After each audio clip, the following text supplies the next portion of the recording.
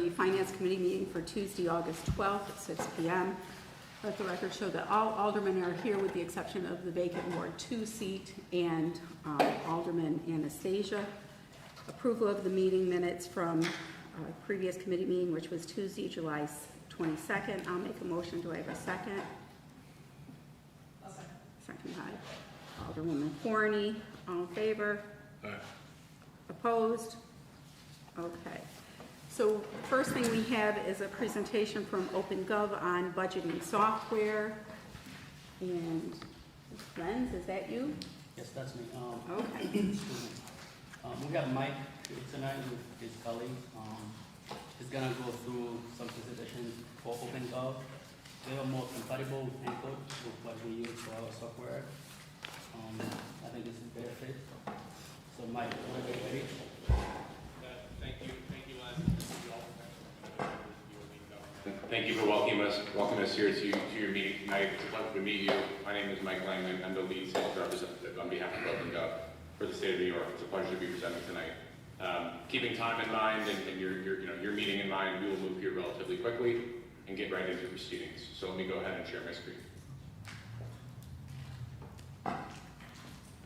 Can the members of the Olean room see the screen okay where it says City of Olean, New York? Yes. Yes. Excellent. Well, thank you all for joining us again today. Really quickly, my name is Mike. I'm also being joined by my colleague Bill. He'll show us a little bit of the software today. He's worked with a number of communities in New York State, including North Tonawanda, the town of Granby, city of Rochester. He has some great experience working in the state. He was also a former budget analyst at the Commonwealth of Massachusetts, as well as our director of sales, Steve Lane, who's worked with communities all across the Western United States. And we can all help answer any questions the team might have about our software. Our understanding of the city's kind of current challenges and desired outcomes with the budgeting software relates to a few things. First and foremost, the current budget process today at the city is being handled primarily via Excel worksheets that are worked on and manipulated based off of financial data that's being manipulated out of the Tyler Encode accounting software.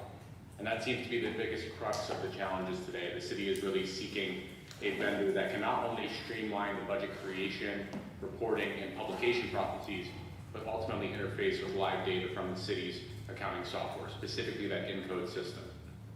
So the tool that we're going to present today, first and foremost, is designed to interface within the city's chart of accounts that exists in Encode today to create a one-to-one relationship between any data that's being fundamentally changed within your chart of accounts that's then auto-populated into a budgeting platform. And then from there, it can allow you really quickly and easily to prepare, report on, publish, and then broadcast your budget, whether it be an operating, capital, or personnel plan, to employees and to your residents. I'll pause here briefly. Any questions from the room? Anything that the city is trying to strive for or drive further towards with its budgeting process that we may have omitted here from this presentation? I will also be sharing a copy of this presentation with the group after this meeting as well. No, I think we're set. Okay, let's move quickly then. To introduce everyone to OpenGov and Business, our mission is to power more accountable and effective government across the United States. We are a cloud-based ERP software provider for and only for state and local governments. We partner with over 2,000 governments across the country and are proud partners all across the state of New York, from Long Island to the Finger Lakes to the Buffalo and Niagara Falls region. This is one of the most proud areas of the country that we like to do business in, with some really proud customers as well, specifically for our budgeting platform. Obviously, we offer a number of systems and solutions, including our own accounting and financial management platform that would be adjacent or kind of like a replacement to an Encode system. And our mission as a business is to provide one centralized and unified public service platform for our customers for all these different apps, everything from residents applying for and receiving permits to managing e-procurement and vendor management to your budget process, all interface with and tie directly back into one single general ledger that's managed within a financial management app. However, we still like to meet our customers and our governments where they're at and provide them best-in-class solutions that are also designed to interface with other technologies, like in the case of our budgeting system being sold to directly interface with a platform like Tyler Encode. Within our budgeting performance module, we essentially allow our government customers to accomplish five main objectives. First and foremost, build and prepare performance management tools. So think of these as tools outside of financial management, performance metrics, key goals that department heads want to track or tie to operating budget goals. Then obviously be able to build, prepare, and forecast on the operating budget, a capital plan, as well as your personnel budget. Everything from basic salary and position data to fringe cost benefits that apply to employees or groups of employees. And then finally, any sort of online budget book or publication that you would wish to produce. Obviously, we have a template for our online book that's built within the GFOA criteria for the distinguished budget presentation. But any other type of publication aside that as well, a capital plan, strategic plan, anything that you can think of, any type of financial or otherwise data that you might want to publish to your residents. Tyler Encode, specifically, the system that the city is leveraging today, is one of the most common accounting systems that we interface with across the country. We have over 45 customers, I believe, today on our budgeting platform alone that leverage this system and integrate their chart of accounts into OpenGov's budgeting solution. So keep that in mind. We'll walk through a little bit about how that integration works here shortly. With that in mind, that wraps it up for my end of the presentation. I'll pass it to Bill here right now so we can show some of the software, and then we can wrap with any questions or final remarks from there, and we'll keep it speedily here. So Bill, you can take us away. Okay, thanks, Mike. Just let me know when you can see my screen in the room there. Yes, we can see it. And volume's okay? Yes. Okay, great. So this is an example of an online budget book publication. All of our publications are ADA compliant. You can translate them into 133 different languages. You can also produce a PDF version of the book should you need to. But the way you create this, you can use one of our templates. You can kind of start from scratch and create your own. You're not married to the template at all. You can create as many types of charts and reports as you'd like. I noticed you guys had a summer league baseball team, so I tried to incorporate that over here. But it's really configurable, and people in the city of Olean can do whatever they want here. One of the key advantages, as Mike was mentioning, is the integration. So this is an example of an integrated report. I'm reading off the city of Houston's data. It's like $7 billion here. But we're breaking out departments or spend by department, basically, here in a chart. And then we can do the same thing down here in a table. And we can match the city's branding, so we can use colors. I stole this light blue off your website. We can do operating and capital budgets. So if we're looking at capital, we could put all the capital projects on a project map. This can be an Esri map or a Google map. You can break out a list of capital projects. What a lot of governments are sort of striving for and working toward is creating different individual pages for their capital projects, because we use Google Analytics on the back end, so you'll be able to see which capital projects people are clicking into the most. As Mike mentioned, also there's a performance section, so if you wanted to be tracking permit data or any kind of KPIs or performance metrics, that's something we'll give you the ability to do. And then another key aspect that some governments are working toward is community feedback. So posing a challenge, basically how would you spread $100 across the city's strategic initiatives? You can frame the question in any way that you want, but it's just one way to solicit feedback from the public. So if I said $15 on this line, the chart will react, and it gives you comparable data to look at. So any questions on the publication piece before I kind of go inside the tool? Okay, great. So the way this all sort of works, and the way we would work this with Encode customers, like Dubuque County, Iowa just came on, Ennis, Texas has been a long time Encode and budgeting customer, would be we map your chart of accounts in OpenGov, and what that would allow us to do is pull the data in on a nightly basis. So all of the data will be fresh as of yesterday. You can create groupings in the chart of accounts that don't necessarily exist. So if you don't perfectly align internally to the New York State chart of accounts, for example, you could create an A section for all the funds related to the general fund and roll those up to that A section. So there's a lot of configurability, and it really is a useful tool for reporting. I'll go into the reporting section now too. It's an unlimited user model. You can have as many administrators as you want, and you can configure what we call dashboards, an unlimited amount of dashboards and reports. It's cloud-based, you have unlimited storage. I'll go into a city manager dashboard to show what that looks like. I'm tracking the budget or information coming from the accounting system on the left-hand side here, but I'm also tracking traffic stop data, mental health data. I can go into this budget to actual report, and I can show basically cumulative spend on a monthly basis, and then my annual spend, or my annual budget for the year over here. If I scroll down, I have a summary of what I'm looking at. I also have a checkbook, which is gonna show all the general ledger line data that we're feeding from an in code. Give it a second to load. Yeah, there it is. So this is all that data, 8,000 lines. But this is a drillable report, so I can drill into personnel services, I can drill into employee benefits, and my checkbook is gonna react accordingly because I'm looking at a smaller subset of data. I'm gonna reset this here, go back to my filters. And if I look at departments or expense type, I can create a scenario. Say I wanted to look at what my public safety overtime has been over the past X amount of, or this year. I can go down to personnel services, I can find my overtime line, drill to it directly, and then see that comparatively for the whole year, I'm actually over budget on police department overtime based on how I budgeted at the beginning of the year. So those are kind of things that our customers are looking at all the time, and you get those constant live reports with the integration. The whole budget process will also occur through the software as well.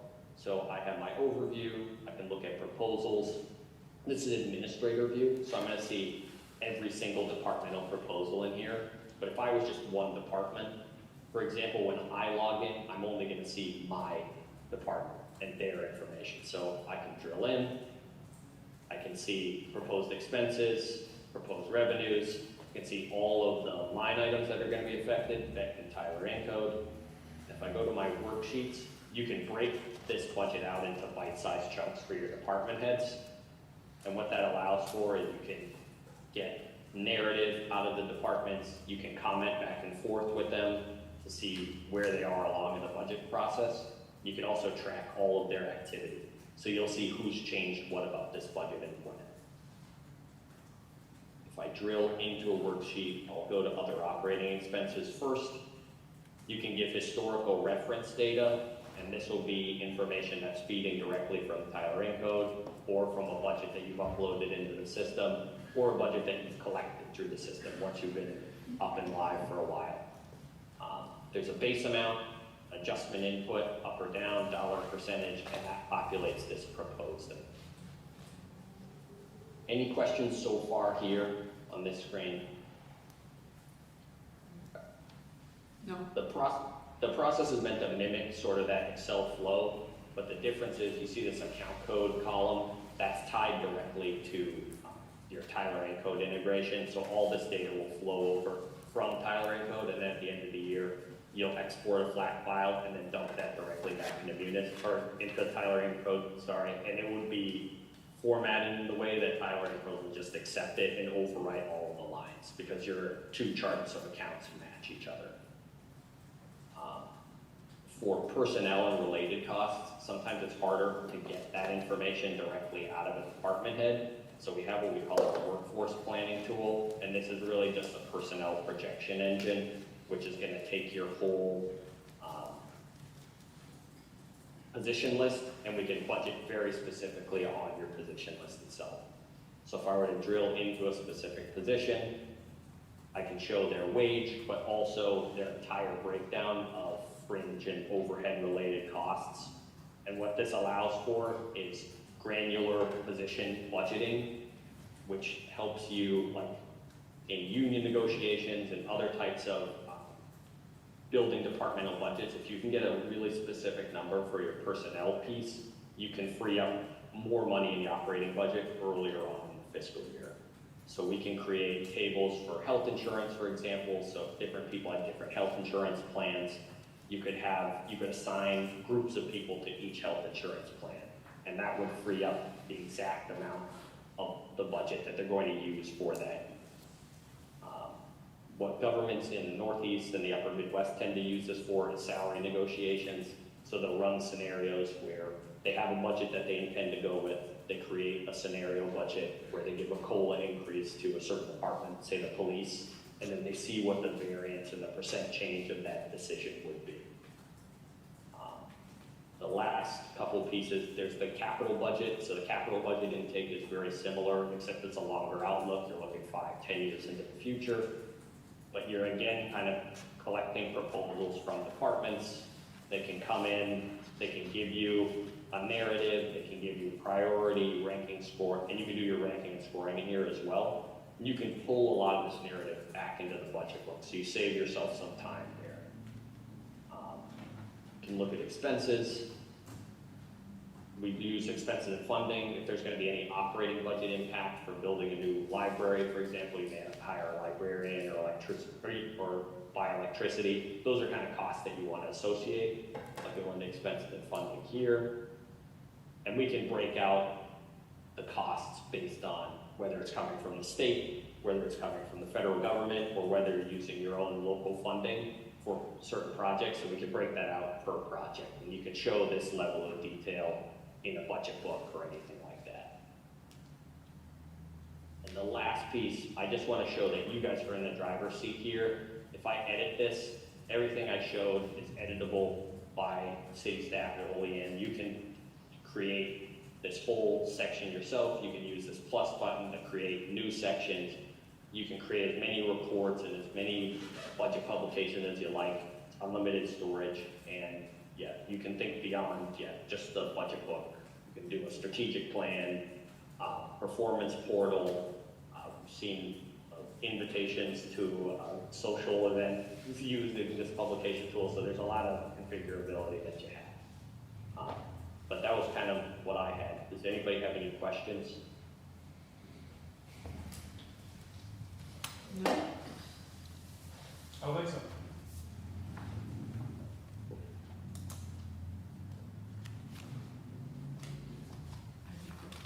All right. I think we're good. So, Okay. well, Yeah. are you gonna go into, kind of like a cost breakdown for us?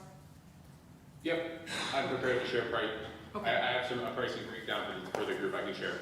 okay, thanks. Okay, let me share my screen. So I prepared 2 different options for the group, 2 different pricing quotes. First and foremost, just to quickly backtrack, within our budgeting and performance suite, you have the option of purchasing the entire suite, where it comes with the workforce, the capital budgeting, the operating budget, everything you see on the screen.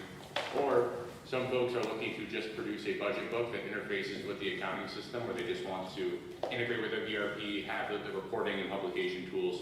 So I've given a few options based off of this.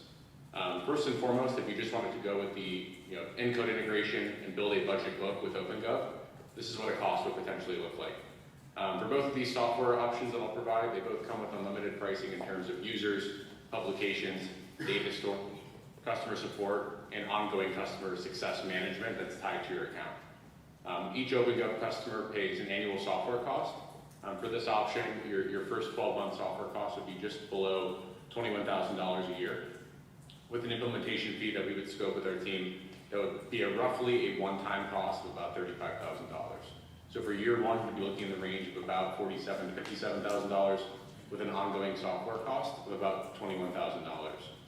If you wanted to use the entire module, do your entire budgeting process, everything from capital to personnel to operation planning, start to finish with OpenGov, the cost would be slightly higher. Your first 12-month annual cost would be right around $30,000 with a one-time implementation fee of right around $45,000. So you'd be looking in the range of $65,000 to $75,000 year 1, with an ongoing subscription cost just above $30,000. This is what pricing would be for the city. Any questions?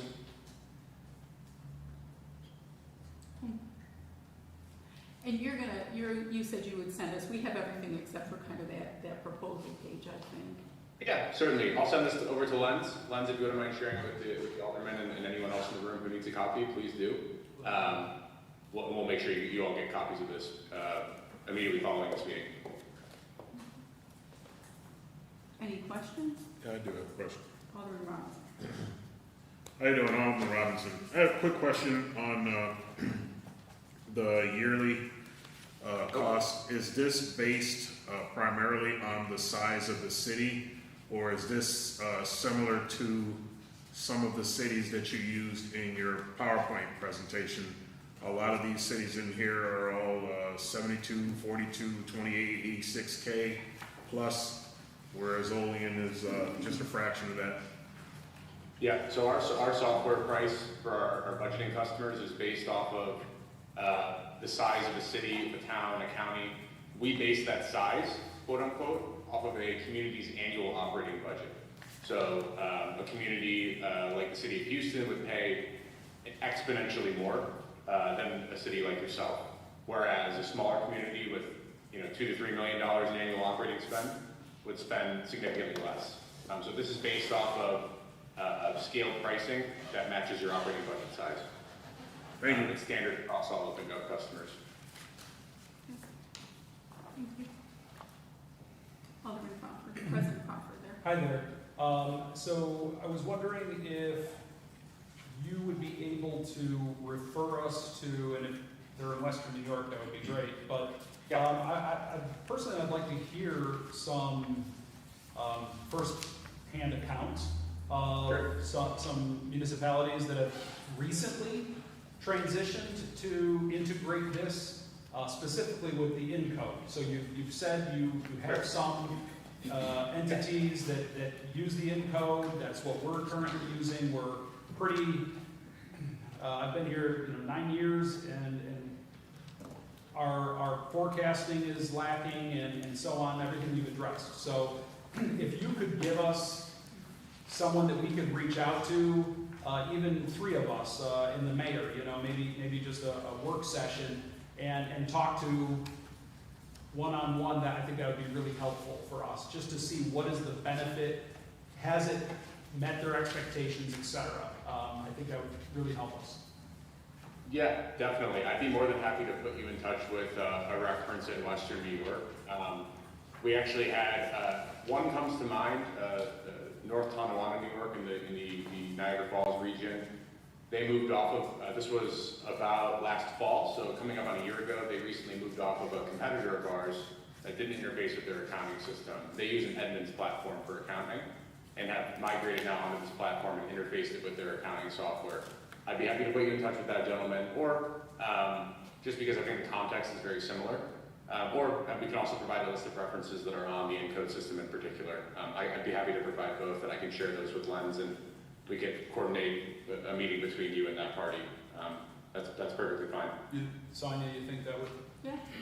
No, I think so, because I think, we're not looking solely for budget, because we're looking for interface, because we've gotten feedback, we need to make some adjustments through our external auditors. So, yeah, I think that would be very helpful and give us a good picture of how the process went.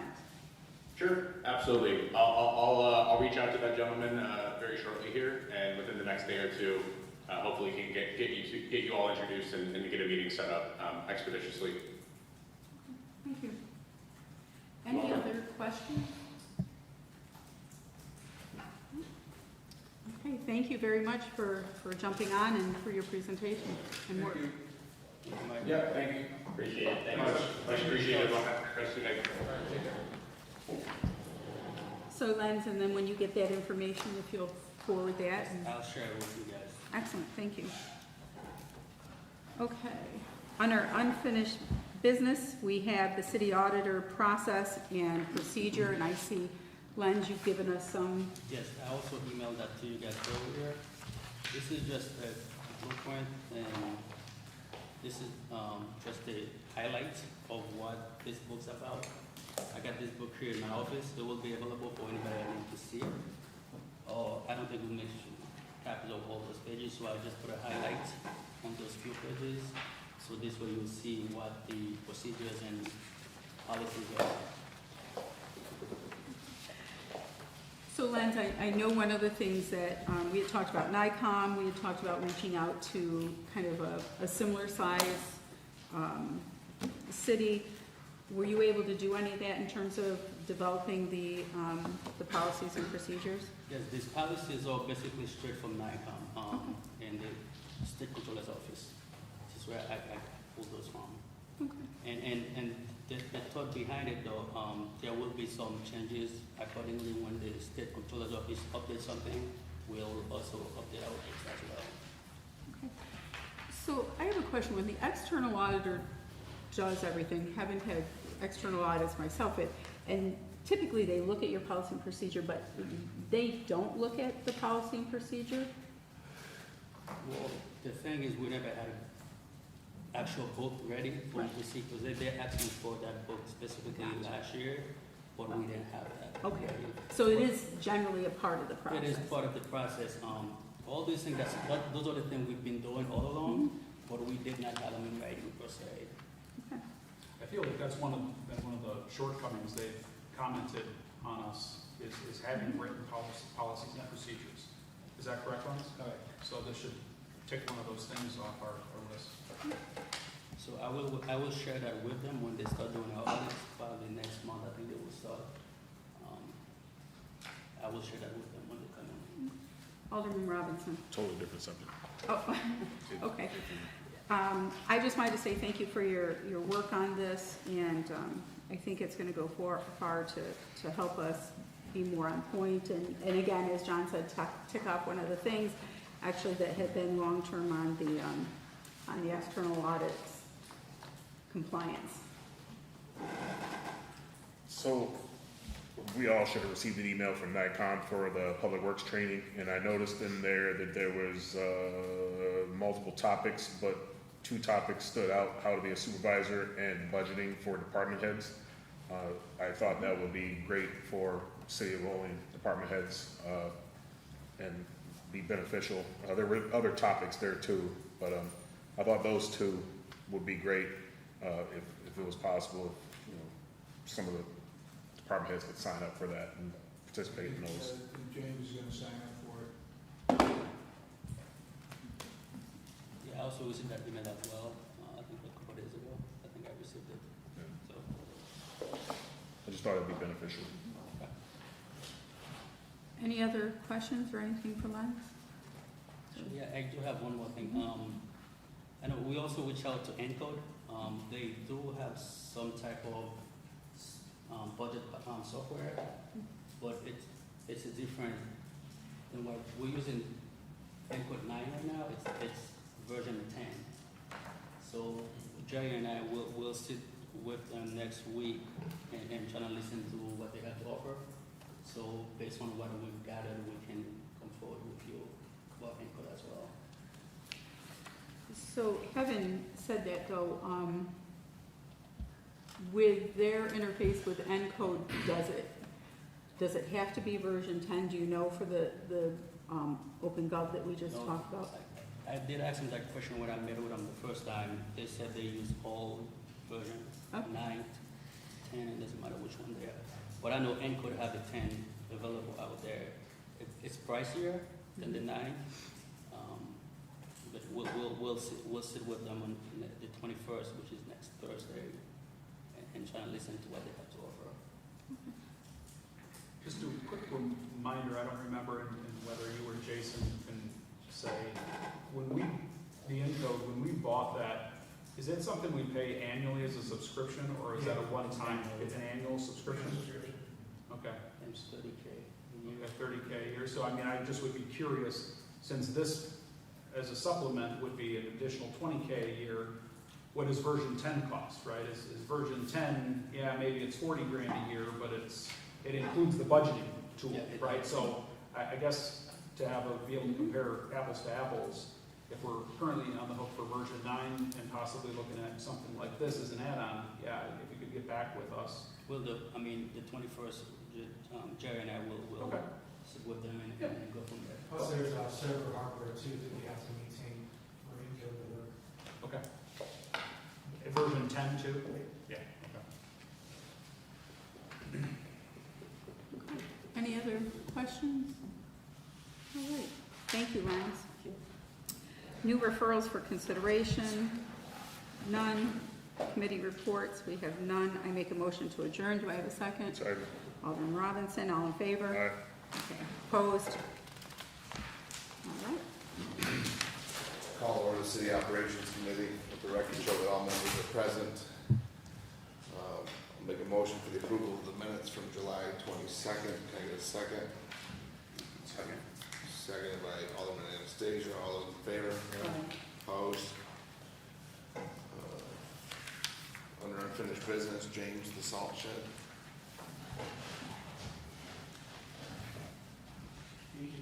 So I have contacted 4 different consultants. We will be getting specific proposals from them this Thursday to design a foundation. A couple of red flags have been raised that was in the memo that I had distributed to you. You know, whether the current inventory of barrier blocks is going to work as a foundation, and we do have to get something done so we can pull a building permit before the end of the year if the building code updates come through as planned. So Thursday I'll have those and be able to distribute hard numbers and a recommendation to you for the next meeting to hire a consultant to design the foundation, which is the piece we need to get our building permit. Okay. So we can put that on for the next meeting then? Okay, thanks, James. Yeah. Yes. So I just wanted to say, and I told James this, but I wanted to tell him how much I appreciated the information he provided for us ahead of time, and us not having to wait on stuff. And, you know, he sent me back a message regarding a tree issue that we've had in Oak Hill Park. So I just want to say how much I appreciate his giving us information in a timely basis, and that's different for us, and we appreciate it.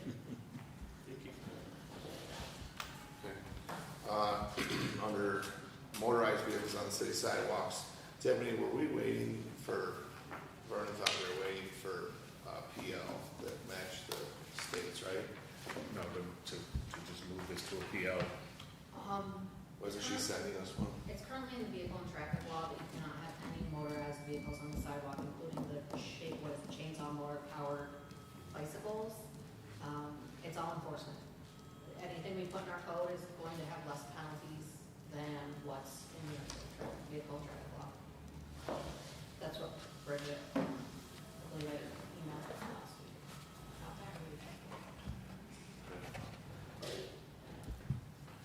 So I take it in order to do the electric portion, that's a separate topic, separate discussion. She's saying it's part of the Electric bicycles aren't. That is part of. Yeah, New York State law says they can't be on the Also, sidewalk. the add-on gasoline powered one she was saying, where they adapt them. Something else, Vernon?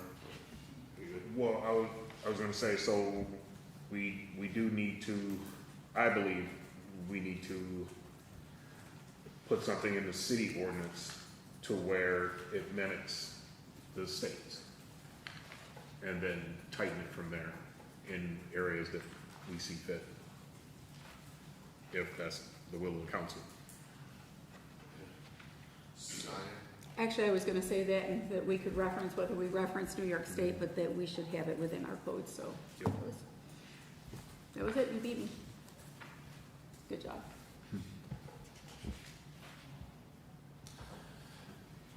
Just want to have her draft one? Sure, I mean, we can, you made copies of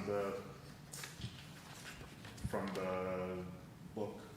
Yeah, From I Icon. have copies of that. I spoke with Captain Blonsky, Bridget and myself spoke with Captain Blonsky about the issue, and he could quote whole sections off the top of his head. The vehicle and traffic law. And then, we can put it in the code. That's up to you.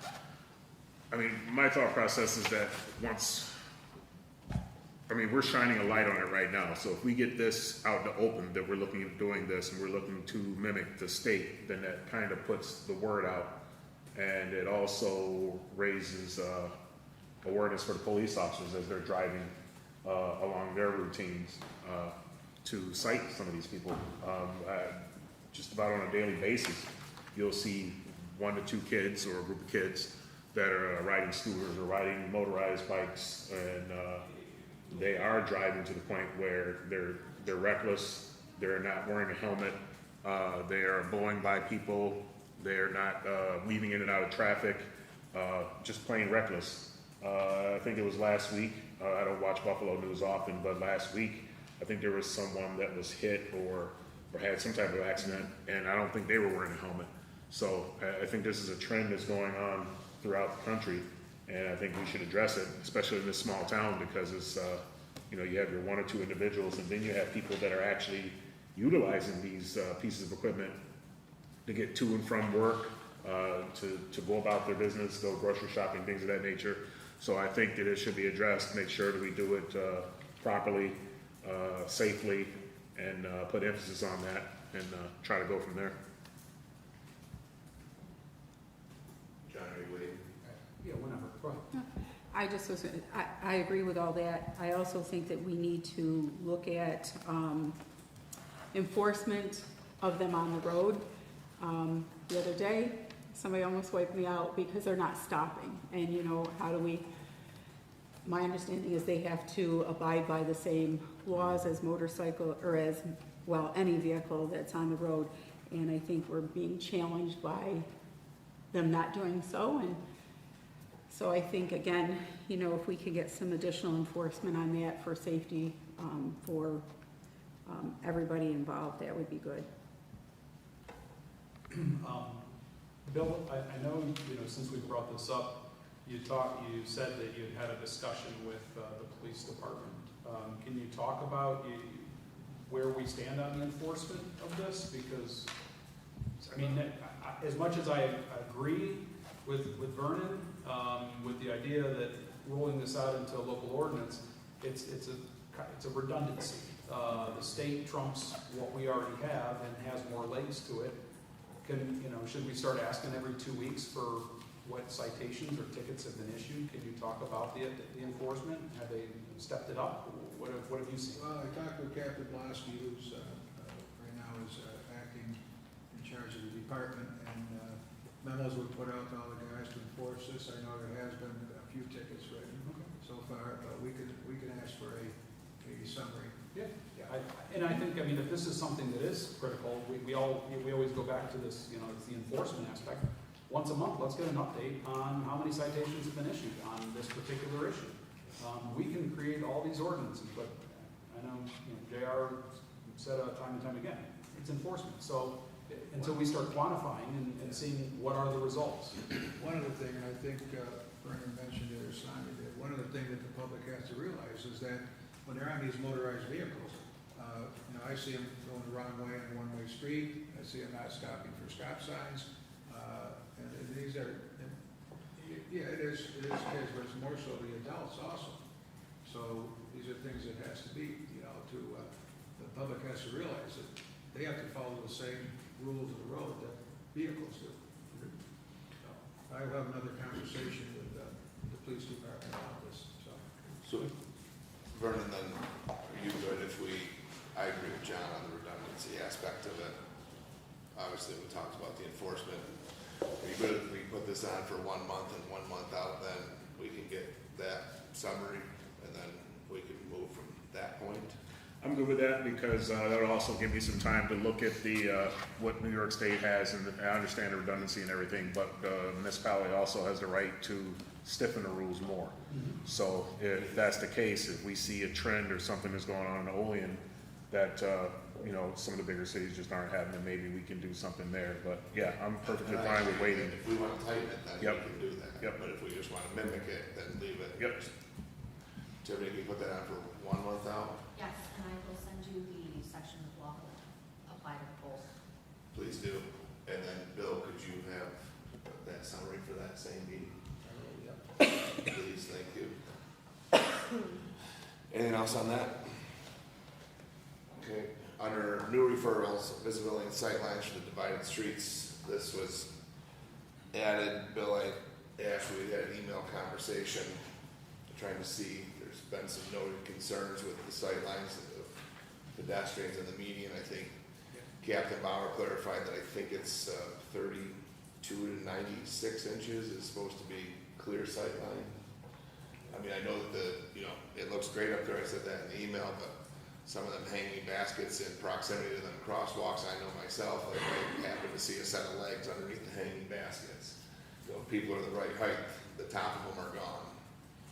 It's not, you know, it's not greatly illuminated in part, so what would be the plan to clear that before we have an issue? After receiving your email, James and I have had several conversations on this. We actually drove the street and looked at everything, and I think he has some ideas that we can do. Number one would be, yes, we can cut the trees up to 8 feet, and go ahead, James, I won't. Yeah, so there's certainly some pruning that can be done in the short term. But beyond that, I've been looking at the layout of the street, stopping sight distances to all the crosswalks and whatnot.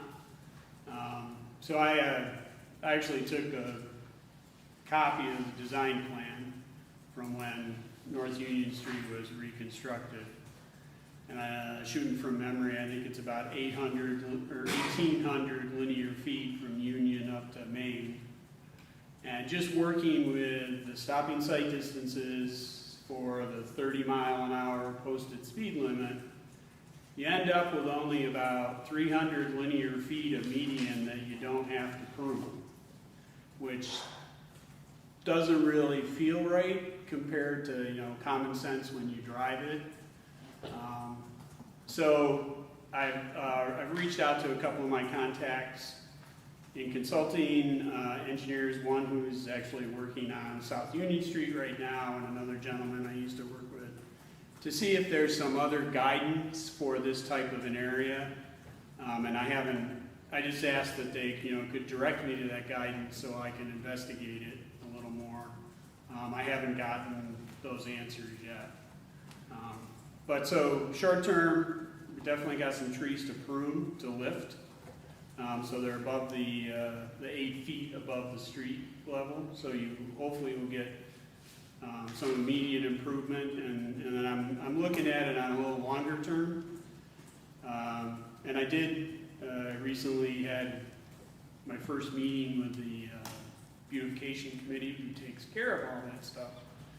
And I'm pleased to report that they are completely on board with the safety issue and are willing to work with us on that if adjustments have to be made to all that vegetation.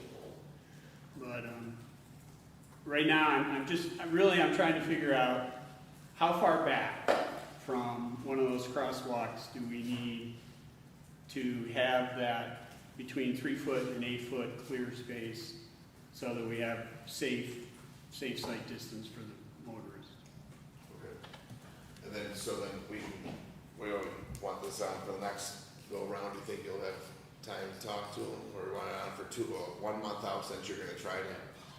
Yeah, I'd go a month out, Because I know for me, it's not, I mean, appreciate the 8 feet, but, I mean, if I can see the middle section, I mean, I don't need 8 feet, it's that 32 to like that 6 foot in proximity to the crosswalk back is that the most concerning. I mean, 6 to 8 feet, I don't really need to see, like you said, common sense approach, so it's removing from distance back from pedestrian crossings and that 32 to even 6 feet is a good window so that way you can see a person. okay. John? Just as a follow-up, I think we're kind of, tag teaming on this particular issue because in strategic planning, I will be talking about some of the trees that are blocking businesses along North Union Street. So that's where I think the pruning up to 8 feet and trying to clear that out is also to maybe, we'll talk about that next, but. The only reason I was concerned about the 8 feet on the median ones, and I get your point, them older, more mature trees, because you take some of them up to 8 feet, you're not it's gonna look like a hair bun on top of something. Yeah. Right, if there was an arborist here, they would already be yelling at me. Yeah, so that's why. Better question. So, Dave? The other thing I'd like to add to it is, I don't know if there's a legality to the lumens and how bright the streets have to be, but when you're driving down North Union Street at night, it is very dark and dim, and I'm just wondering can they brighten those lights that are street lights are on the street to brighten the street up a little bit? Pay more money. As soon as those hanging lights light up. Seems like hot fall, maybe. That's like, but I mean, certainly we could change the luminaries. I'm sure we could do that. Whether the ones that are there are adjustable or not, I do not know. I'm just wondering, like, if somebody does get hit, they walk out the street, somebody hits them, can they come back on and sue the city saying, well, your street's too dark? There's not enough lumens there, there's not enough light there. I mean, That one's above my pay grade. it's about mine too, but it's a good question. Yeah. Yeah. The lawyer here? No. Dave, anyone can sue anyone for any reason. All right, anything else on that? Okay, seeing nothing, no committee reports, I'll make a motion for adjournment, take a second. Okay. Seconded by Alderman McCall, all in favor? Aye. Opposed? I'll call the order strategic planning for Tuesday, August 12th, 2025. Let the record show that all aldermen are present. Make a motion to approve the minutes of the previous committee meeting held Tuesday, July 8th, 2025. Could I get a second, please? Second by Alderman Benyon. All in favor? Aye. Opposed? Motion carried. Unfinished council business. We've got the city garage long-term strategic plan. So that's James. That's you again. And I was trying to find it. You sent out an email on that to us, or was it just to me? It's a memo you got through, Tiffany. Ah, yes. Yeah, that's it. So, Okay. With the salt shed. With the salt shed. Yep. yeah. So again, I did reach out to some contacts in consulting, and I got some pretty good guidance on this one. You know, and the proposal is to start with a high-level needs and use study, if you will. And I forget, I think it was around $30,000. And so I kind of stopped there. I didn't write the RFP because based on my past experience with this type of a question, I think the question needs to go beyond the city garage. You know, we have multiple other facilities and other departments who I'm sure all have needs and wants, and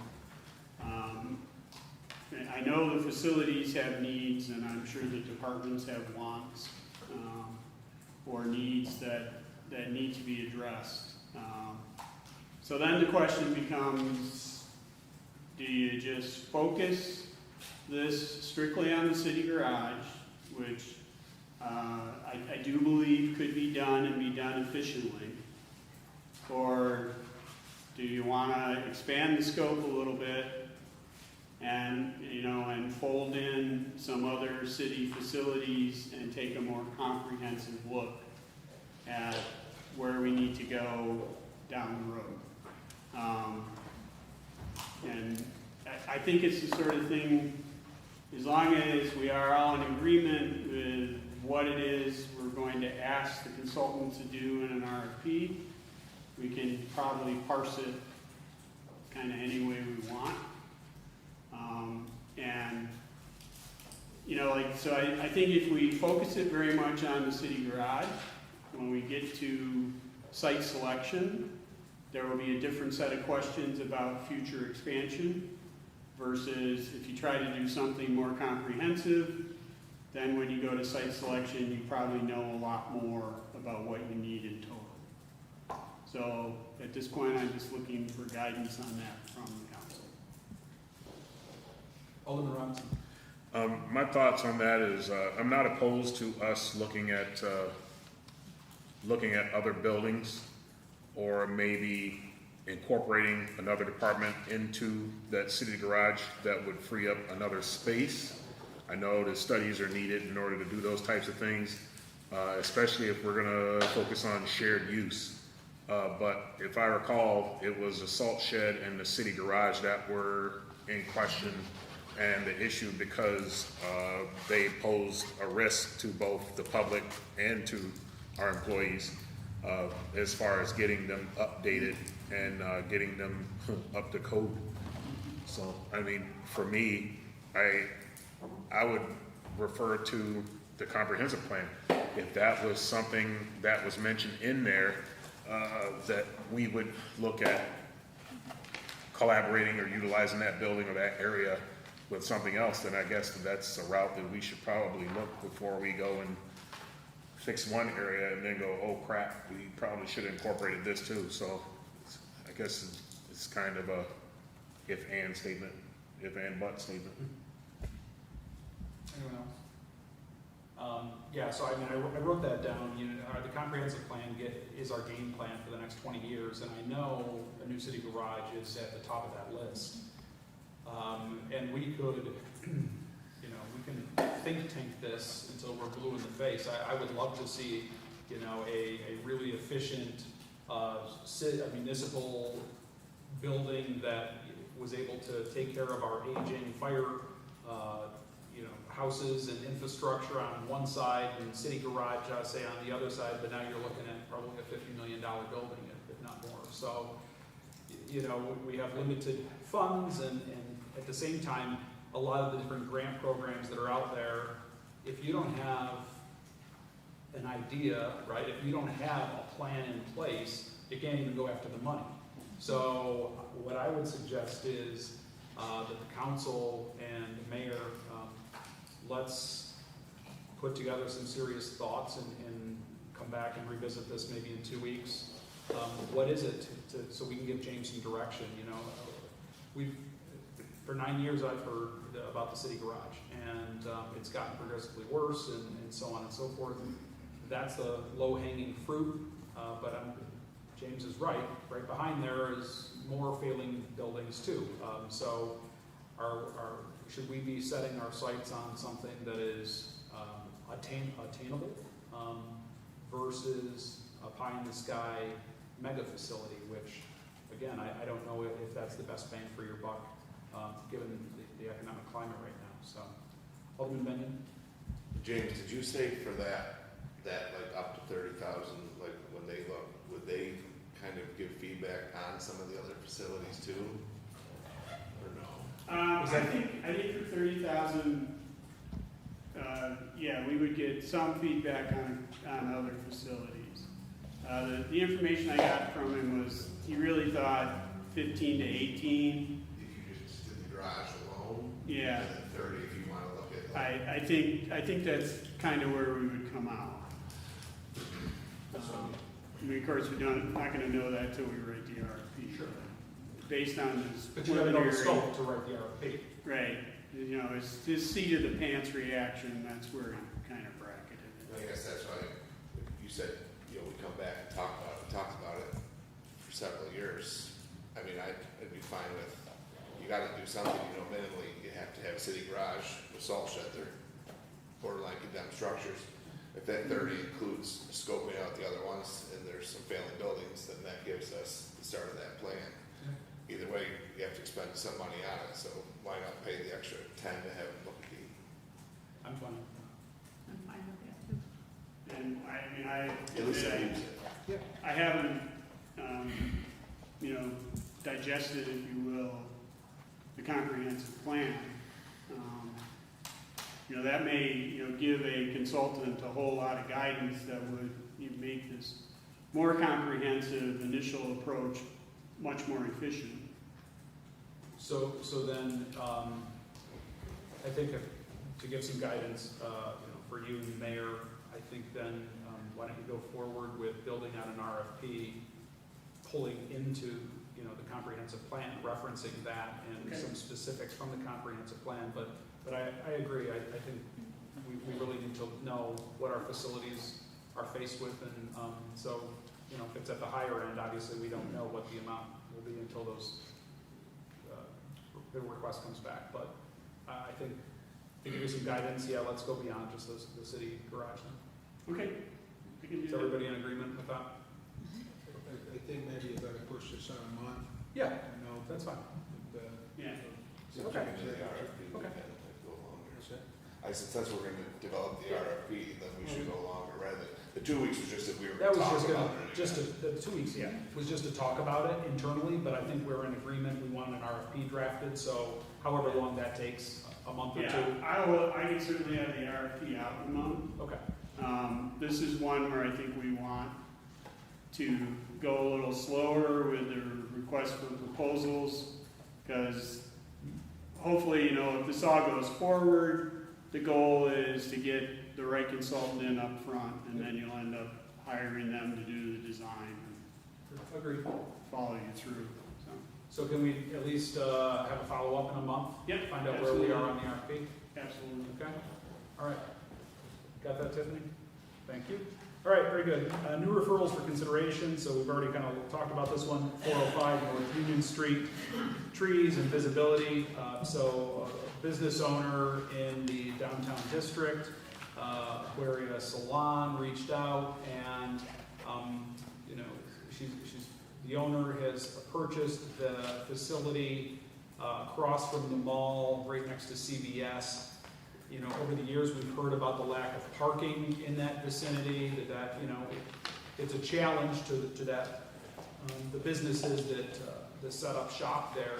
But now those, there's specifically 2 trees. I think I sent out communication, I think some pictures, maybe a month ago or something to everyone. Is that right? You all got them? Okay. And so just to follow up kind of what we've already talked about, what are some ideas? So James talked about pruning the trees up to at least getting a clear 8 feet of visibility. I think that would be a good start. Mr. Mayor, anything further? Yeah, I think, you know, I don't know if we have the capability in our Parks Department to do that pruning to the bigger trees, but we might want to get some advice on that, and you may, you know, a lot of the trees have to be pruned along Union Street, so. And I know just specifically, so I'm gonna take a sidestep since we are talking about, you know, it was, we all, what do I wanna say? You know, Sue Cooper was kind of a legend here. We were able to, you know, really get a lot of insight, and there was a person you could go to when you needed trees pruned, something cut down, something evaluated. You know, we've gone a long time without a city forester. Can we put that on our game plan? City forester? Yeah. We look all the time, you know, for a city forester, for someone to do that work, and we just haven't had any luck, you know, because it's a part-time position and that. I thought we had possibly maybe thought or explored whether or not a union member might be interested in one of our current employees getting additional training or something like that. Is that something we could explore? Yeah, I remember that, yeah. Well, yes, yeah, we could look into that again. Chair? Yeah, I know specifically to your email, I know one thing kind of going along with the missing forester is you had said they wanted to request removal. And that, you know, per the charter specifically states that they need permission from the tree board, which I know Vernon has mentioned several times hasn't met. Like, you know, the pruning of the trees needs no action from us. That's just a code that needs to be done, action. In terms of if the request is to remove them, that's not something that's ours.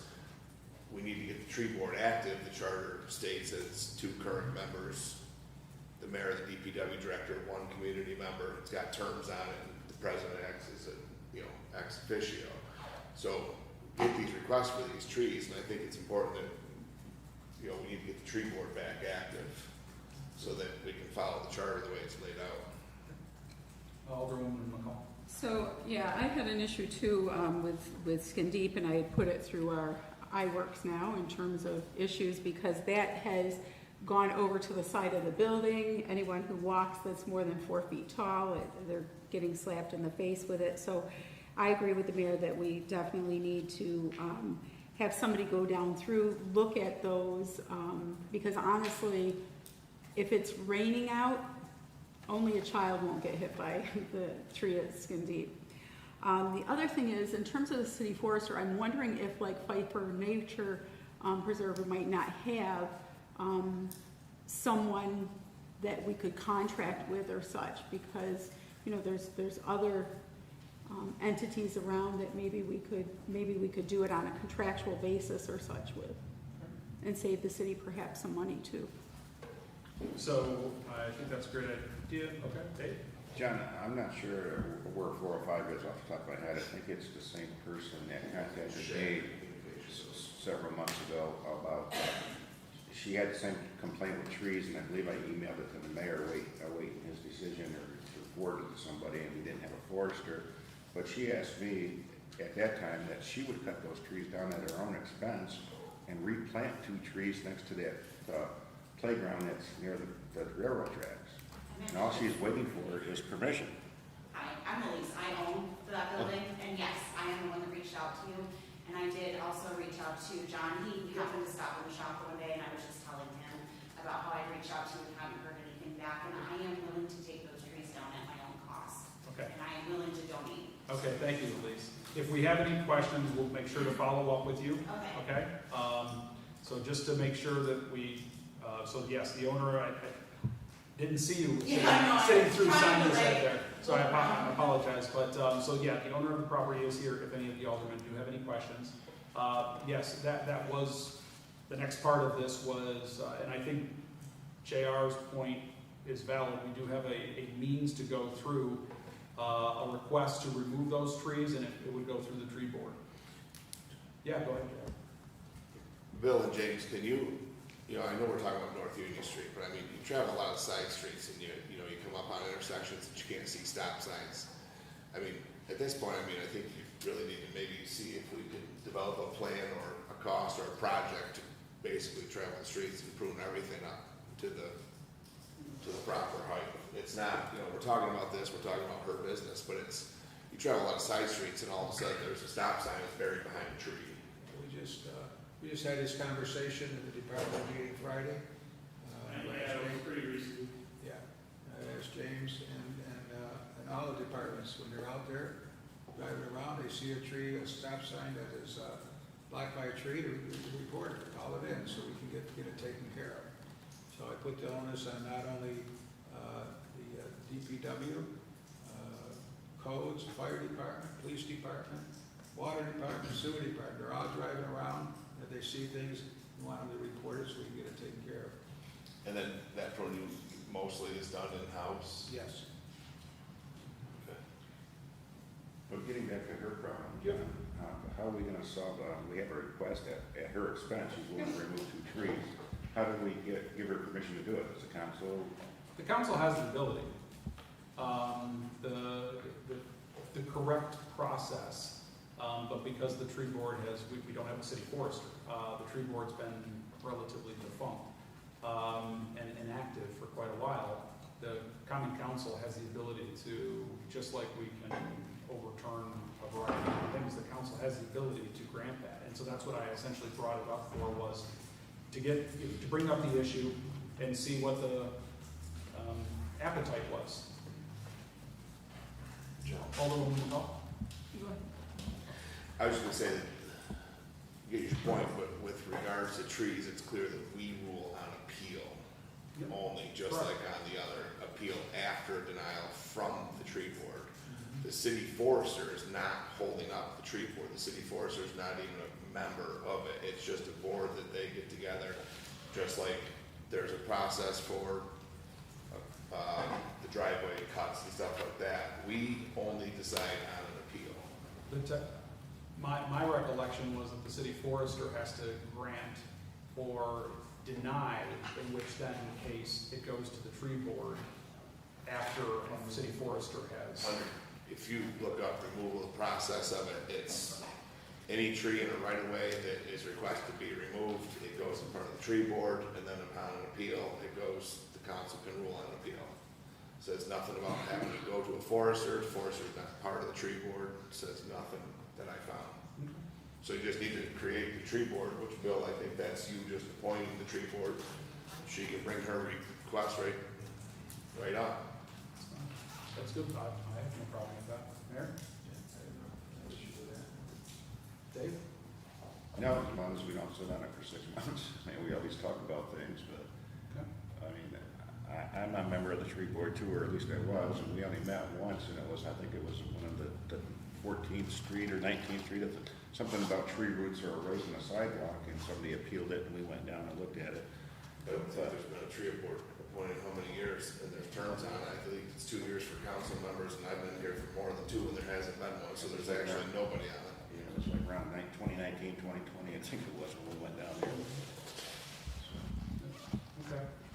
All right, so I'll work with, or Dave, she's your constituent, I don't wanna overstep, here, but, we'll get back with Elise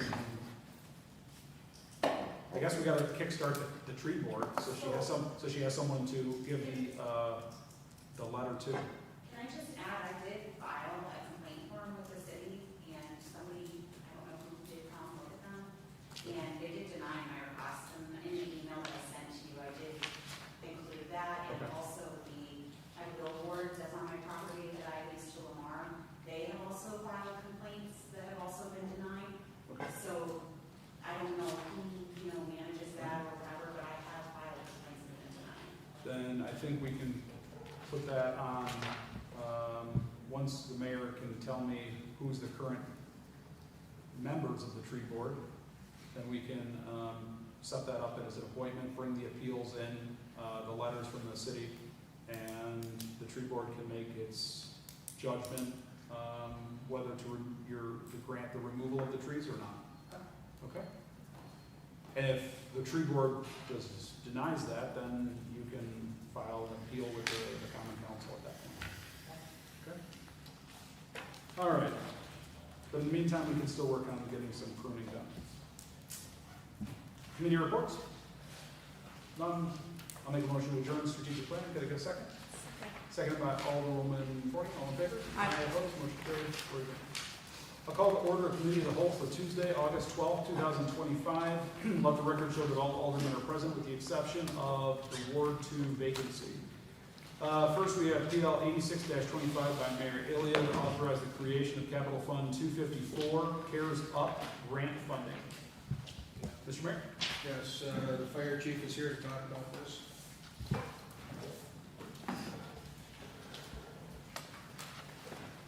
Hi, so we were awarded a $40,000 grant through New York State Office of Mental Health. This is actually the second round of funding. Chief Richardson applied for it back in, I think, 2021. We got the first round. For the second round, it's to sustain our efforts, basically. So we do things like suicide prevention training, mental health awareness training. We have a peer-to-peer support team, things like that. The grant is supposed to reimburse the city for all of the expenses for those things. On the accounting side, we don't have a revenue line set up for the incoming money from the Office of Mental Health, and we don't have any expenditure line set up for those expenses to come out of. So what I'd like to do is create a capital fund, just to make things easy. All the revenue goes into one capital fund, all the expenses come out, it doesn't get mixed in with my other line items. John? Comments or questions? Simon? So, and we had talked about this because this is where you were able to do things such as get equipment, exercise equipment for the firehouses and stuff and things.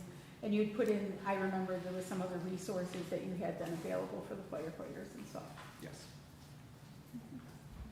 Excellent. And you applied for that? Yeah, we were awarded back early this year. Okay, excellent, excellent application, much needed, sir. Anything further? Okay. Take a motion. I'm okay. Look a second. Second. Second. Alderman Benyon? All in favor? Aye. Opposed? Motion carried. Refer to tonight's regular meeting. Next, we have PL 87-25 by Alderman Benyon to authorize the removal of unused non-working lights on North Union Street. Okay. This was brought up a few weeks ago or a month ago. And so we left it on here to see if there were going to be any updates. Mr. Mayor? James, the DPW director has an update on this. Yeah, this was a third of the memos you were provided. We moved forward with bringing in the vendor who has presented to us that they have a solution to light those lights up, but they have not made it here yet. We had some conversations with them. They had to actually order the equipment. They did not have it in stock. And they are still waiting to receive that equipment, those electronic components that they need to light the lights up. They are going to provide us some assistance with that testing. So it'll be one step farther, I guess, because the experts will be here when we plug them in. Timeline? Right now, we have no timeline. They apparently have no timeline for when those electronic components will be received. Alderman? So this was the first step to see if they even worked before we would expend theoretically $12,000 to get them all running and doing what they're supposed to. Correct. This was $400 some odd dollars or something. Basically to buy one setup so we can take it down the street, plug them in. So Oh, go ahead. I have talked to like the business owners downtown, and they love the idea of them working, right? They love the idea. They think that it will add to the atmosphere, encourage people to come downtown. But they share in our frustration that they are an eyesore and they're just kind of hanging there, and that I get that there is no timeline, but I don't want to go another 6 months and we're still waiting for a component about lights that may or may not work. Can you follow up and get us a date by Certainly. 2 weeks? I can Just, I at least if you can get them to give you what's the ETA on the parts they've ordered, and Yeah. get us an idea when the date Sure. is scheduled. Sure, I can certainly do that in the next 2 weeks. Okay. Dave? Say they're getting pressure. Dave? Yeah, well, I'm sure they understand that part.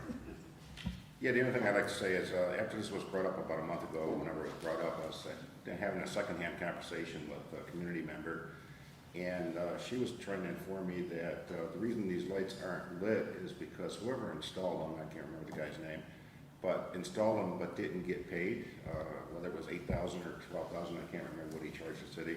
But the reason why he didn't turn over the equipment is because the city never paid him for installing the lights. I don't know if that's true or not, but that's what I was told. It's not true. He was paid. He was paid partially, he walked away. The mayor sent us the contract that we had asked for. So if he was only paid partially, we paid him the other part, will the lights work? I Or think this, if you want to, this is It's an ongoing legal issue. ongoing legal issue. Alderman Benyon?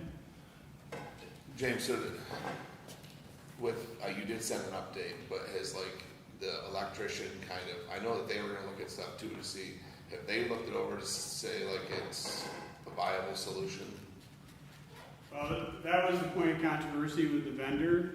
Dave Kane did indeed send a list of very detailed questions to the vendor, which were, standard questions about how was the equipment rated and was it rated for the right environment where it was going to be applied and whatnot. The vendor actually balked at answering those questions because they thought we were trying to put together an RFP to solicit lower cost providers. That's why we ended up with them providing us staff. So if they will come and let us test the lights with their one setup, then Dave will have his hands on the equipment, and we'll get a final judgment from him about whether it's the right stuff for where we want to apply it. So them balking at your questions and no timeline, and you're basically gonna try to marry, because my understanding is there was control boxes that were purchased in the original system. I know you weren't here, so Bill Yeah. that wouldn't fit into the poles, right, Bill, or something?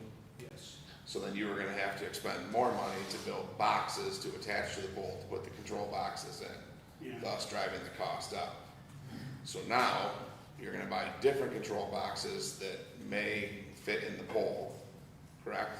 Right. Our expectation is they will fit in the pool. So we'll be out this $750 per control box times 19 that's now wasted because it wasn't gonna fit in the pole.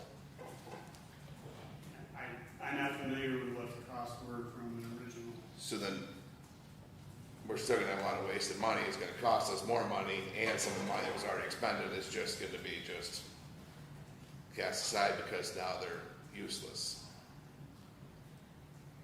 I think at the end of the day, if this solution works, yes, we have a bunch of stuff on the shelf, but we don't have a need for it. So then we have, the cost becomes the cost to hodgepodge the system together and add on the throwaway cost of what didn't work in the original design. So therefore, that's why I'm still standing by, just cut your losses, take it down. Alderwoman McCall? So is there the opportunity, so if they were indeed $750 per box times 19, do the math there, is that something that theoretically we could sell back, or is there a market that we could sell it? Are they willing to, is that anything Yeah. that we could return I mean, to if the it's vendor? if it's something that They've they been use, unused, right? is that something that maybe we could barter with too? I think most people don't take electronics back when they're 4 years old. Yeah. I mean, we could put them up for auction. You gotta remember that we're in litigation too, which if you wanna go into executive session, we can talk more about that. I'm just wondering if there's a way to recoup some of our costs, that's all. No, I get that. At the same time, it's a sunk cost, whether we get the existing lights that are up there, get them working, or take them down. The control boxes, the way, from my understanding, the control boxes that originally were purchased don't work, fit into our poles, let me rephrase, and so that's a sunk cost. So all we really need to focus on at this point is, do we spend the additional money to buy new control boxes to get these lights working or not? I think in order for us to make that decision, we have to figure out, do these lights actually turn on? In which I still go back to, what's the timeline for them to come and test the lights? And it's gonna be a quick, easy decision for me if they show up and they try to turn the lights on and the lights don't even work. Okay, then rip them down and go down to Home Depot and buy some on clearance for summer, patio furniture clearance and put those in. I mean, I don't know. So that's my, what I would like to see. Alderman Bennett?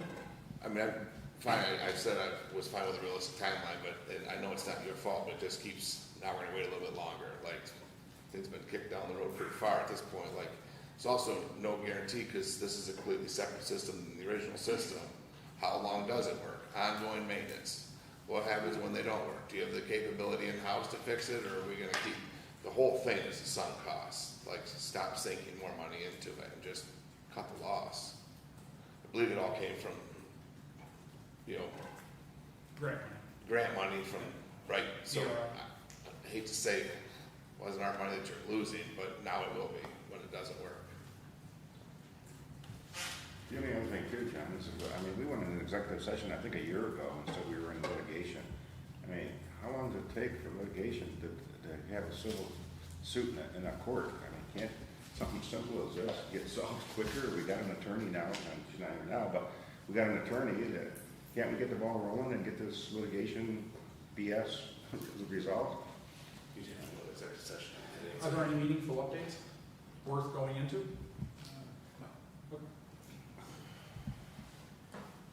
Okay. So, we have a PL. Thoughts? Suggestions? I want to see if they turn on.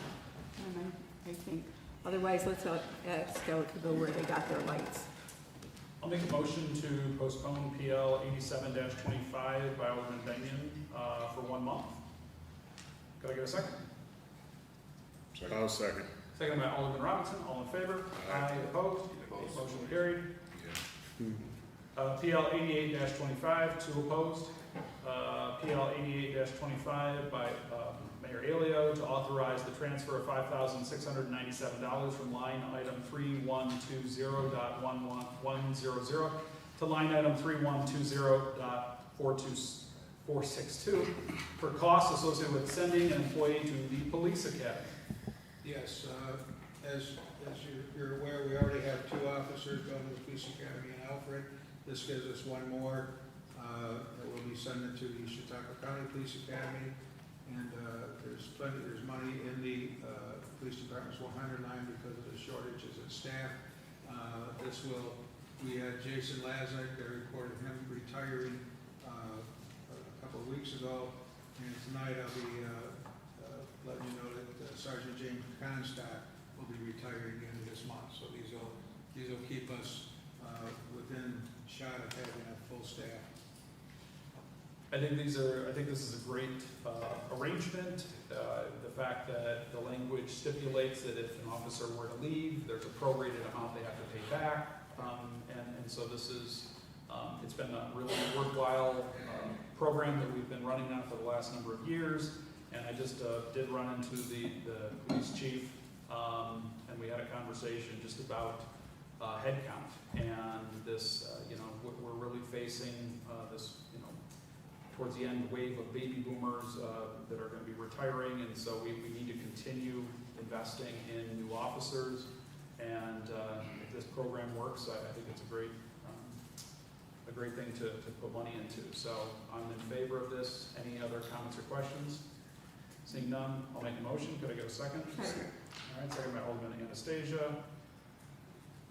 All in favor? Aye. Opposed? Motion carried and is referred to tonight's regular meeting. Next, we've got PL 89-25 by Mayor Elia to authorize the award of the water reservoir tank cleaning inspection and mixer installation contract to Advanced Tank and Infrastructure Solutions Incorporated in an amount of $49,000. We've been talking about this for forever. What's the deal here? Yeah, Brad's here. All right, Brad. Yeah, just want to bring this before the council.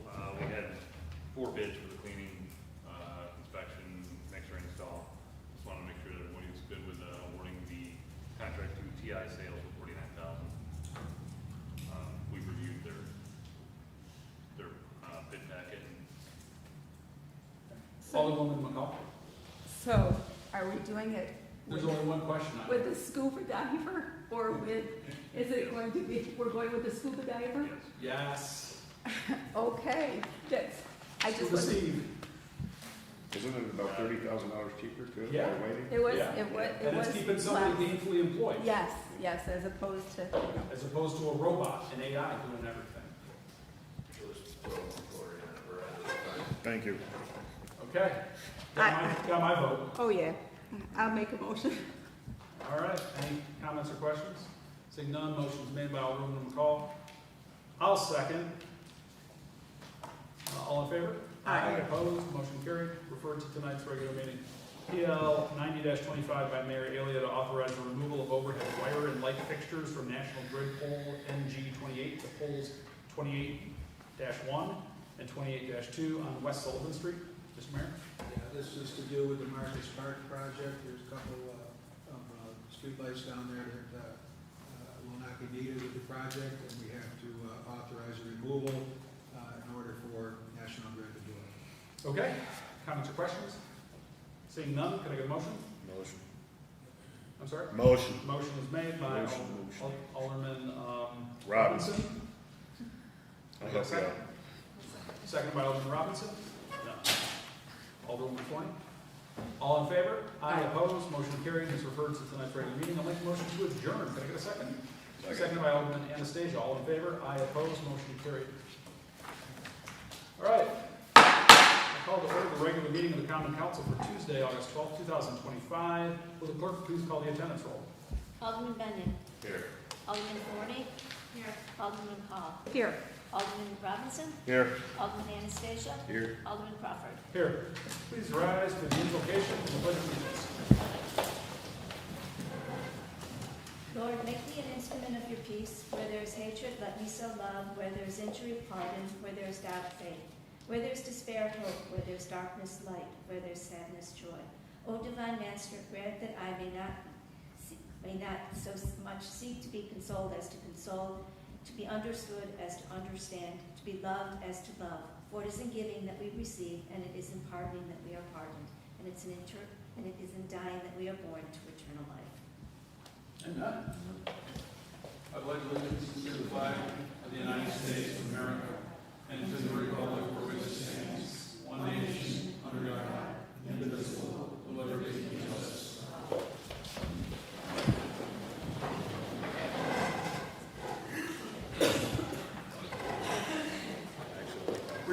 Rec Dave, and approval of the minutes of the previous regular meeting. Regular meeting of the Olean County Council was held on Tuesday, July 22nd, 2025 at 8 p.m. Present were Alderman Crawford, Alderman Benyon, Alderman McCall, Alderman Robinson, and Alderman Anastasia. Absent was Alderman Forney, and Ward 2 was vacant. I'll make a motion to approve the minutes of the previous regular meeting. Can I get a second? Second. Second by Alderman Robinson. All in favor? Aye. Opposed? Motion carried. Committee reports and unfinished council business. None. Communications from the mayor. Thank you. I have the retirement notice from Sergeant James Comstock that he will be retiring as of Friday, August 22nd. He goes on to talk about his career here and the good career he had here. He will be moving on to be the criminal justice instructor at the Cattaraugus, Allegheny, BOCES, and Ellicottville. So we wish him well in his new endeavor. I have received notice that the governor has signed the hotel motel tax law for the city of Olean for an additional 2 years. So it will expire September 1st of 2027. As we had to put in for that, again, even though we've only been in existence for less than a year now. And let's see, July 31st, I sent a update to the council members on the situation with the DEC and the Allegheny River, where they laid out the $500,000 that the state has gave to assist in the river, the overflows in the I&I. And today, I showed it before the meeting here, I emailed you guys this, but I'm going to read it to you. This will be an update for 8/12. I'm pleased to inform the council that the city has been awarded an engineering planning grant in the amount of $100,000 to the New York State Environmental Facilities Corporation, EFC. This funds will support critical engineering, evaluations, and planning efforts focused on the pump stations, improvement, and inflow and infiltration I&I assessment. This grant complements the $500,000 previously allocated by the New York State Department of Environmental Conservation for engineering services aimed at mitigating inflow and infiltration throughout the sanitary sewer system, evaluating pump station capacity and performance, developing strategies to eliminate sanitary sewer overflows, SSOs. Together, these funds will enable the city to advance its infrastructure planning, improving system reliability, and protect public health and environment. The combination investment of $600,000 reflects strong state-level support for our efforts and position us to pursue future funding as these evaluations progress. I will continue to update the council as milestones are achieved and plan and transitions into design and construction phase. So, and I believe that's all I have. Thank you. Anything further? All right. Miscellaneous communications. Application for liquor license, Union Tea Cafe Incorporated, doing business as the Carnegie, 116 South Union Street in Olean. Liquor license renewal, St. Stephen's Club, 1117 to 1119 North Union Street in Olean. City official reports. Monthly report of the city auditor, month ended July 2025. Balance sheet, general water sewer funds, month ended July 2025. And fiscal summary as of July 31st, 2025. Proposed legislation and referrals. PL number 86-25, Mayor Alio, referred to the Committee of the Whole August 12, 2025 by Council President. PL number 87-25 by Alderman Benyon, postponed for 1 month. PL number 88-25 by Mayor Alio, referred to the Committee of the Whole Tuesday, August 12, 2025 by Council President. PL number 89-25 by Mayor Alio, referred to the Committee of the Whole Tuesday, August 12, 2025 by Council President. PL number 90-2025 by Mayor Olean, referred to Health Committee of the Whole Tuesday, August 12, 2025 by Council President, and PL number 91-25 referred to the regular meeting Tuesday, August 12, 2025 for resolution by the Council President. Finance and bills? None. Resolutions? Resolution number 84-25, PL number 86-25 by Alderman McCall, seconded by Alderman Benyon. Resolution authorizing the creation of Capital Fund number 254, CARES Up grant funding. Okay, just talk about this. Comments or questions? Seeing none, will the clerk please call the roll? Alderman Benyon. Yes. Alderman Forney. Yes. Alderman McCall. Yes. Alderman Robinson. Yes. Alderman Anastasia. Yes. Alderman Crawford. Yes. Resolution number 85-25, PL number 87-25 by Alderman, this is postponed for 1 month, I'm sorry. PL number 86-25, resolution number 86-25, PL number 88-25, by Alderman Crawford, seconded by Alderman Anastasia. Resolution offering the transfer of funds from line item 3120.100 to line item 3120.462 for costs associated with sending a new hire to the police academy. Okay, just talk about this one. Comments or questions? Seeing none, will the clerk please call the roll? Alderman Benyon. Yes. Alderman Forney. Yes. Alderman McCall. Yes. Alderman Robinson. Yes. Alderman Anastasia. Yes. Alderman Crawford. Yes. Resolution number 87-25, PL number 89-25 by Alderman McCall, seconded by Alderman Crawford, to authorize the award of the water reservoir tank cleaning inspection and mixer installation contract to Advanced Pumping Infrastructure Solutions Incorporated in the amount of $49,000. Okay, just talk about this one too. Comments or questions? Seeing none, will the clerk please call the roll? Alderman Benyon. Yes. Alderman Forney. Yes. Alderman McCall. Yes. Alderman Robinson. Yes. Alderman Anastasia. Yes. Alderman Crawford. Yes. Resolution number 88-25, PL number 90-25 by Alderman Robinson, seconded by Alderman Forney, to authorize the removal of overhead wire and light fixtures from National Grid Pole NG28 to poles 28-1 and 28-2 on West Sullivan Street. Okay, talk about this one. Comments or questions? Seeing none, will the clerk please call the roll? Alderman Benyon. Yes. Alderman Forney. Yes. Alderman McCall. Yes. Alderman Robinson. Yes. Alderman Anastasia. Yes. Alderman Crawford. Yes. Resolution number 89-25, PL number 91-25 by we don't have this one. This is for the appointment. Yep, we don't have any alderman sponsors yet. Okay. Resolution confirming the mayoral appointment of Joe Curie as Ward 2 Alderman. Okay. Came to our attention, one of the two candidates for Ward 2 Alderman, Rochelle Wiesman, contacted us and informed us that she was no longer able to serve as Alderman for personal reasons. She asked if she was able to be removed from the ballot. However, due to certain deadlines, though, she cannot.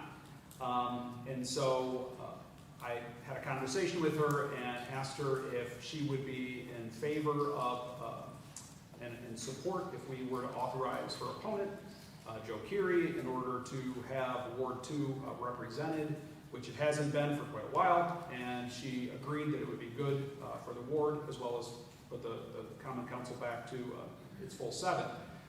In the past, the council has opted not to appoint a candidate if there was a contested race. However, given Rochelle's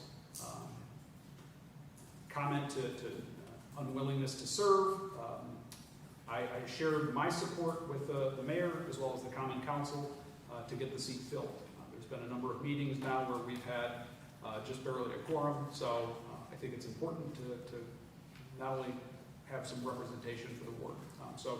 Mr. Mayor, anything you'd like to add? Yeah, yes, I did also reach out to Rochelle, and I did confirm what John has relayed to the council here.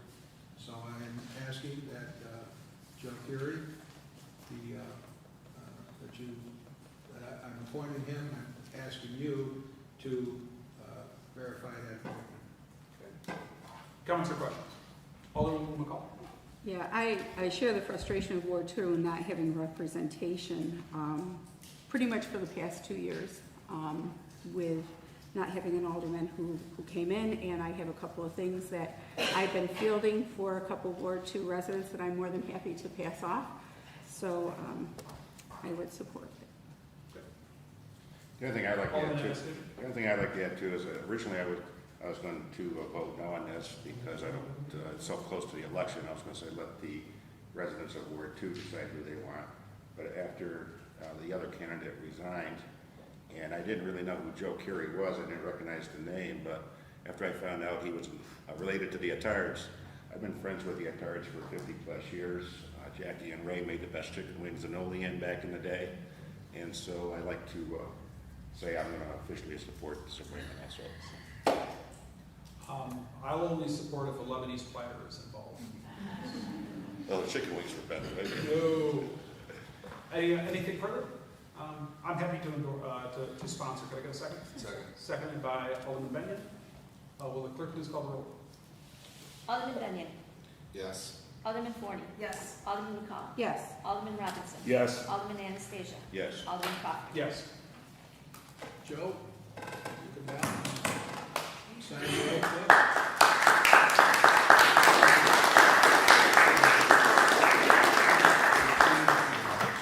You each go there. Welcome aboard. You know, you're signing your life away now, right? Right off the bat. Pass stuff over, right? I have a folder. An action passed is an action completed. Right off the bat.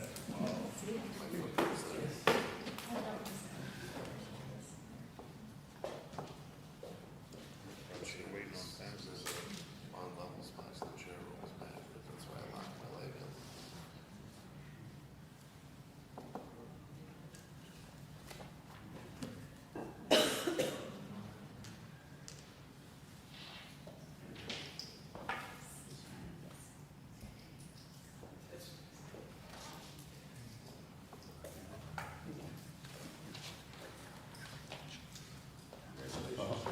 Hot seat.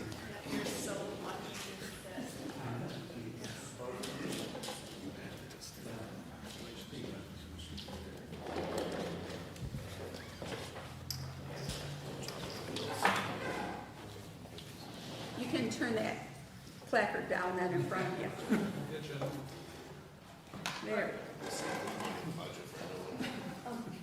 Contingency. All right. Self-identified. So nothing further. On to, before we get into public comment, I'd like to give an opportunity to any of the aldermen to make a statement at this time.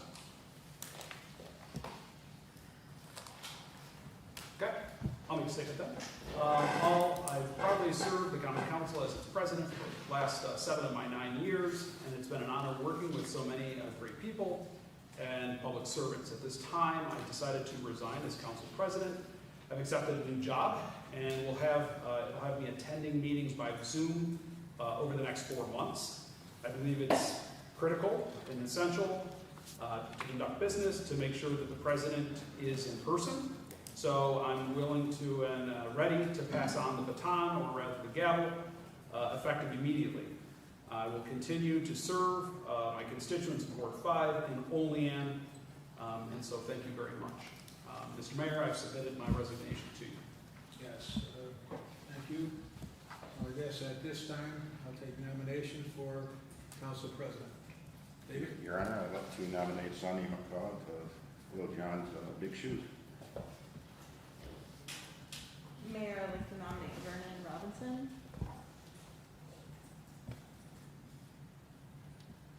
Any other nominations?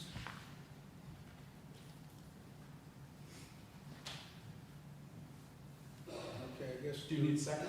We need a second. Okay, we have a second for Sonia McCall. I'll second. Do I have a second for Vernon Robinson? I'll second.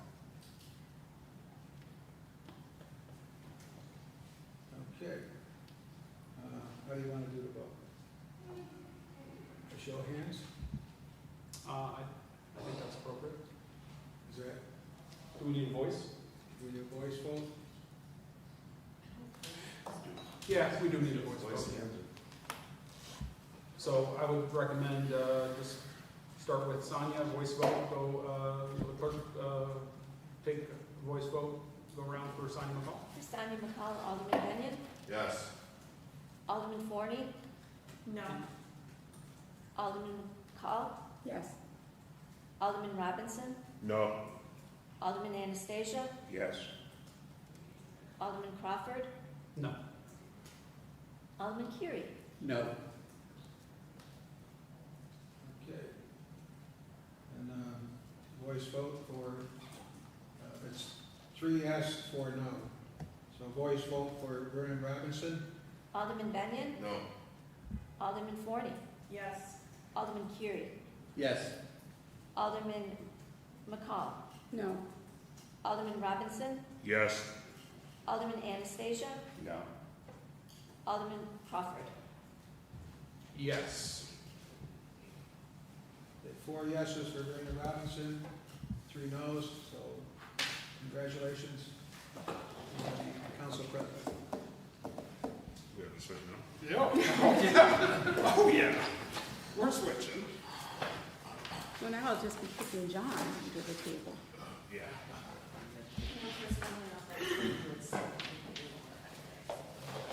Congratulations.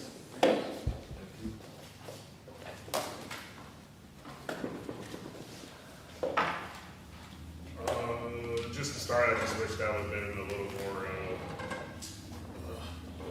one group, of everyone wanted the same, but we can roll with that, I guess, in January, that comes back again. So with that, we can move on to public comments. So clerk, could you please read the public statement?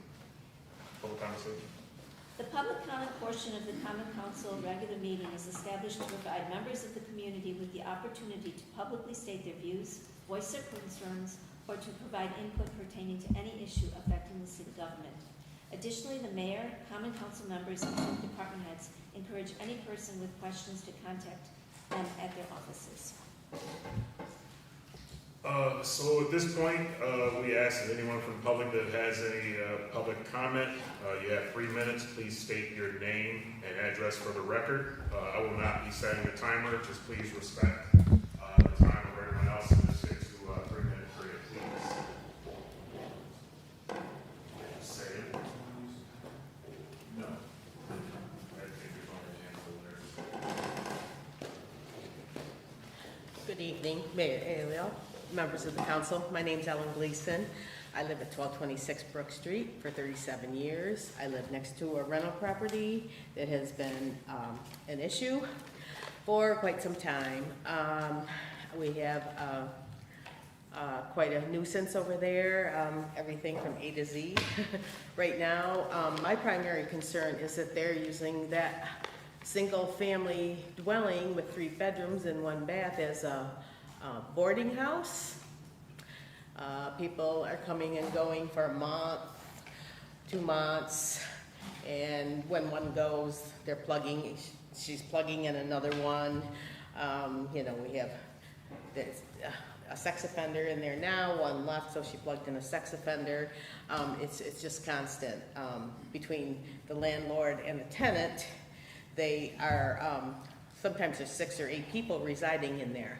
I have videos of people coming in with shopping carts with mattresses in the middle of the night.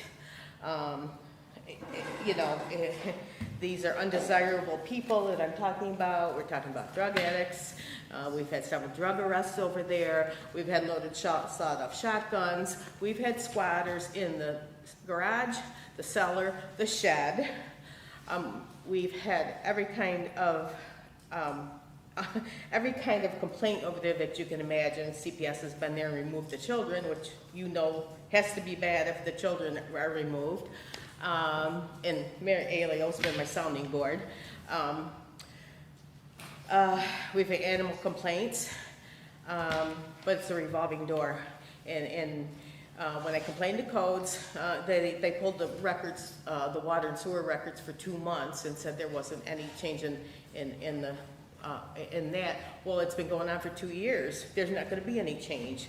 I don't know how they can prove it, but something's got to give, because, you know, this can't be happening in our residential neighborhood. This is zoned residential.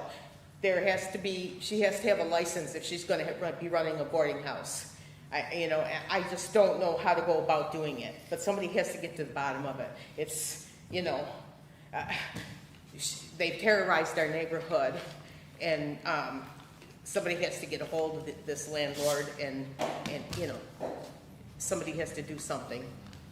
So if someone has any suggestions for us or can look into it for us, we'd very much appreciate it. So welcome. Thank you, Sonia, for your help for us. She's talking about. Thanks, Joe. Thank you, Sonia. Anyone else? I'm also up on Brook Street. This has been going on for 2 years. There are tons of people that come down Brook, up Brook. They cut through Cutco with backpacks. I'm pretty sure there's drugs being sold out of that house. If not, they're leaving the premises with them, and they're meeting up with someone else in Cutco somewhere. We just don't know what else to do. We need help. Someone's got to do something. Like I said, this is going on 3 years, and no one's done anything. There's been 1 arrest. I don't know what else to do. I've been up there 25 years. I don't want to sell, but I may. I mean, it's come to that. Thank you. Thank you. Anyone else? There's someone.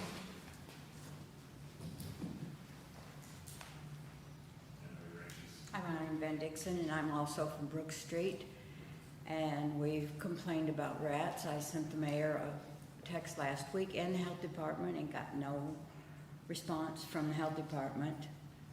The mayor answered me. He also contacted this health department. I've got a picture of a rat that I found in my yard. If anybody'd like to see it, it's not very pretty. I'm just glad I found it and it wasn't a child or somebody's little pet.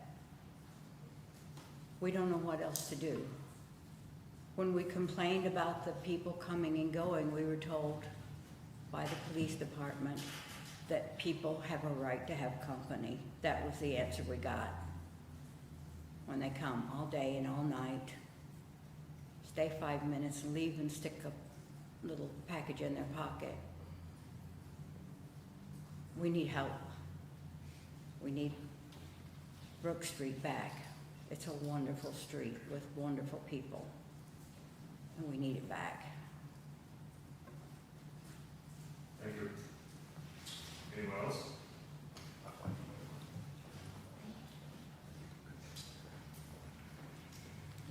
Hi, Kristen Carpenter, Brook Street. I just want to reiterate, we've put a neighborhood watch together. We've done everything that has been asked of us from the mayor, from the cops, from everybody. We're not getting any help. I understand that this is not just Brook Street, there's a problem, and I know that your hands are tied to some point, but we're here, we're asking for the help. What can we do to get our city back? It's not just about Brook Street, it's about retaining this city. Get our city back, what can we do? And we need the help to do that. Thank you. Thank you. Anyone else? My name's Robert Kennedy, and I live at 917 Seneca Avenue. I'm here today to see if I can get the city's help. I'm trying to clean up some of these empty homeless camps that we've been left as the city with a big mess. Most of us all can see them. We drive by, they're hanging out under every bridge. We got trash everywhere.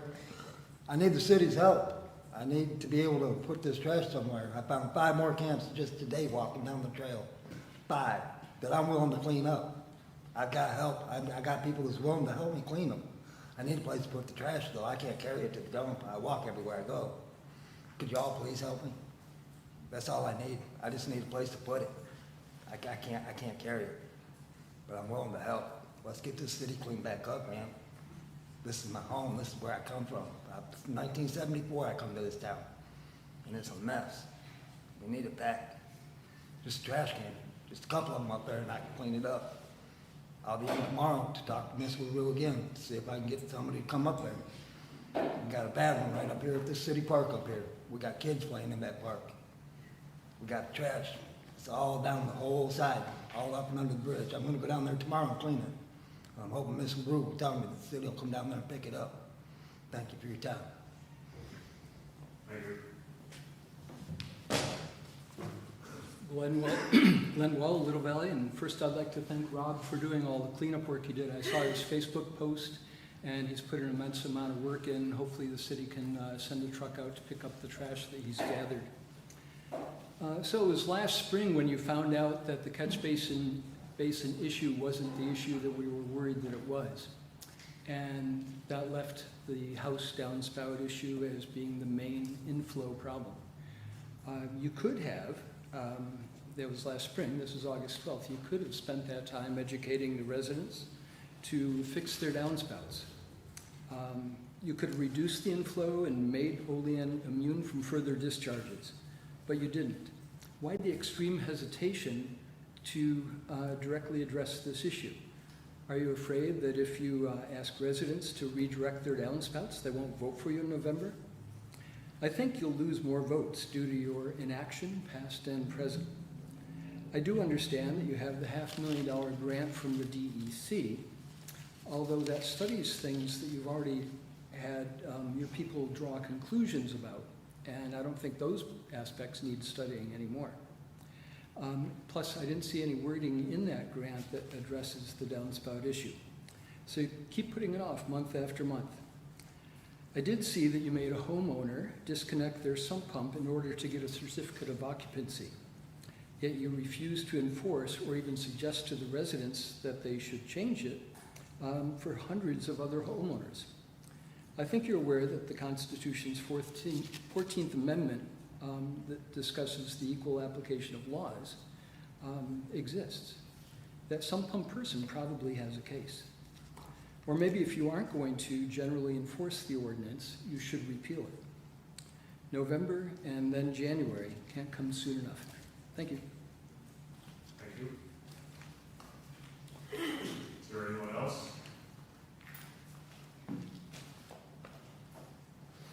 Yes. Dega Hunondas Nigasu. Hugo Thunderjaimko. First of all, I'd like to welcome Joe to the council. I hope that you followed some of these issues that the city's having, and particularly the issue with the wastewater and the sewer system. That is our concern.